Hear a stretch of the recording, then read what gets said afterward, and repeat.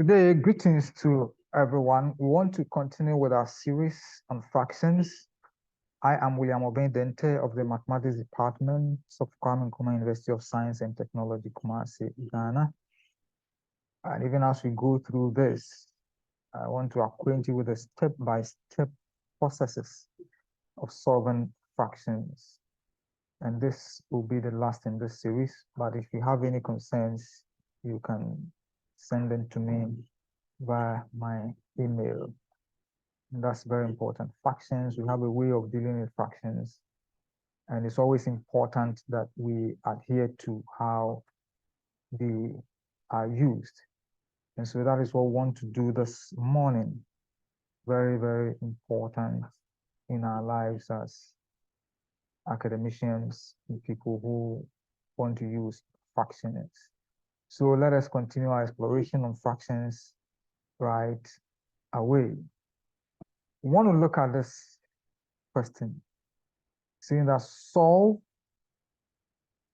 this expression. And for us to do that, we normally look at the LCM that we'll be using. So we look at the denominators here, and we find the lowest common multiple, and then we multiply every expression here by that. Now, in one of our series, we got an expression being equal to another expression. For those ones, we go through the same process. But if it's just one expression here, one expression there, you can just look at the denominators and multiply both sides by the LCM, or you can do what we call cross multiplication. If it's just one term here, one term there, but this one we have more than that. So what we are going to do is that we'll use the LCM and we'll multiply every term here by the LCM. Now, if you look at this carefully, you could see that when we multiply this and that, it will give us x squared minus x minus 6. Because x times x will give us x squared, x times negative 3 will give us negative 3x, 2 times x will give us 2x, and then that 2x minus 3x will give us 1x or x.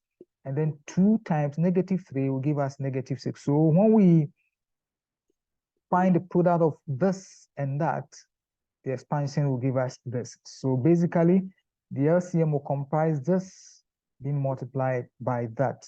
And that is what we will be doing. So we pick this term, we multiply by the LCM. We pick this term, we multiply by the LCM. And then we go to the right-hand side, we multiply by the LCM, which is actually the expansion of this giving us that, and then the factorization of this expression giving us that. So let's move on. So x plus 2 will divide x plus 2, and then we'll be left with x minus 3 times x minus 3. X minus 3 will divide x minus 3, and then we'll be left with x plus 2 times x plus 2. Now the whole of this, when we factorize, will give us this. So the whole of this expression will divide that expression, giving us 1, 1. So 10 times 1 giving us our 10. From there, what I said earlier, so we have this, then we try to expand this and that. And when we do that, we shall get x times x will give us x squared, x times negative 3 will give us negative 3x, negative 3 times x will give us negative 3x, negative 3 times negative 3 will give us positive 9. Then we move here, we have our minus, we open our bracket, x times x will give us x squared, x times 2 will give us 2x, 2 times x will give us 2x, and 2 times 2 will give us 4. Brackets close. So we look at this, and that will be equal to our 10. Then we try to continue to simplify negative 3x and negative 3x. When we find their sum, we get negative 6x. We get x squared, negative 6x plus our 9. Then inside the bracket, we have 2x plus 2x. So we get 4x. So we get x squared plus 4x plus our 4 being equal to 10. And then we now want to work on this negative sign so as to clear the brackets. So the negative will affect our x squared, it will affect 4x, it will affect the 4. So we have our first 3 terms. So negative x squared, negative times positive 4x will give us negative 4x. Negative 1 times positive 4 give us negative 4. So we now try to clear like terms. We have our s squared minus s squared, that will go to 0. We have our minus 6x and the minus 4x, so when we put them together, we get negative 10x. Then we have our 9 minus 4, that will give us 5. So that will take us to this point. So we have our negative 10 from negative 6 and negative 4x. So negative 6x, then negative 4x, when we put them together, we get negative 10x. Then 9 minus 4 give us 5, being equal to 10.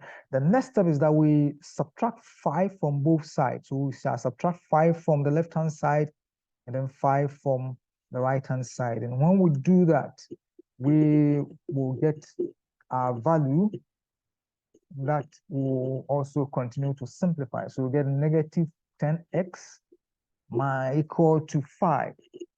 Negative 10x equal to 5. Now we need to solve for x, so we shall divide the left-hand side by negative 10. We shall divide the right-hand side by negative 10. And so that takes us here.